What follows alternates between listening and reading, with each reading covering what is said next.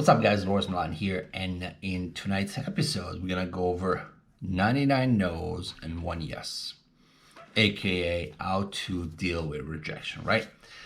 As an entrepreneur, I'm sure you've encountered a lot of rejections and a lot of no's, right? A lot of doors slammed in your face, and I have too. So what I've seen and what I've noticed, at least in my life, that at the very beginning and still at sometimes to this day, I tend to do that, right? That you take it personally, right? So you take the rejection, you let the rejection get to you, and like subconsciously, you might know it's a numbers game, but at the same time, your ego, it's there, right? There's no way to hide it or no way to negate this, but your ego is there and it will get bruised, it will get hurt. So how do you deal with rejections over and over again and still overcome and still have a positive attitude for the next customer, the next potential customer that could be a yes, right? How do you do that? And this goes, by the way, to extending to the dating world, right? If you're a guy and you want to meet women, quality women, especially in life, your job as a man is to get out there and to approach and to not hit on women. That's, I don't like to use that word, but to really approach. Obviously, women will not do the work for you. You need, as a man, you need to be out there, right? So chances are that some women will like you and some women will not, right? Some customers will like you and some customer will not like your product or your image or your service, right? So how do you deal? How do you swallow that no, right? And the best image or metaphor that I find myself that it's working for me, even when it really stings inside, right? It's like, oh, I really wanted this customer, I really liked this girl, I thought everything was going great, and then at the end it was a no. She said no, or the customer didn't sign the contract at the end, right? How do you stomach that? How do you swallow that and pass through it, right? How do you go beyond that, right? In one word, the key is abundance, right? AKA having other options.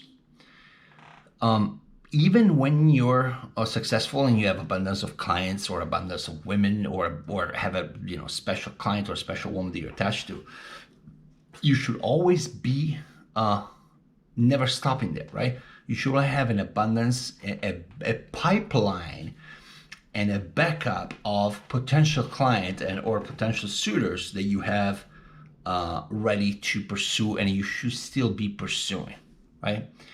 So the key to abundance is never relying on one single person, or one single client, one single woman, if you're a guy, right? Always thinking in terms of abundance that nothing is absolutely certain forever, right? Even the best client might leave you for another vendor. Even your wife can leave you. Hopefully not, but it happens, right? So always have a mentality of abundance, right? And having replacements ready. That's the key to living the mindset of, okay, I'm here right now. I'm 100% focused right here. But if this doesn't work, I know where to go. That's basically the key that would help you overcome rejection if right here it doesn't work anymore, okay? Or if right here it doesn't work at all, right? You try and it doesn't work, or maybe it works for a little bit and then it doesn't.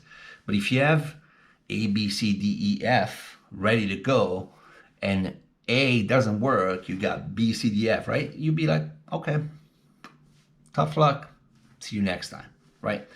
But if you only have A as an option and that A option dies, it doesn't work or it doesn't work anymore, what are you gonna do? That's when rejection or failure, or in this case rejection, stings the most, because after that your option is gone, you have nowhere else to go, and that's the worst situation you can put yourself in. So always think that even when situation A is working, being customer, being a business, being a woman, being a husband, being whatever, right? Always think about, what are my B, C, D, E options? Always have that in your pipeline.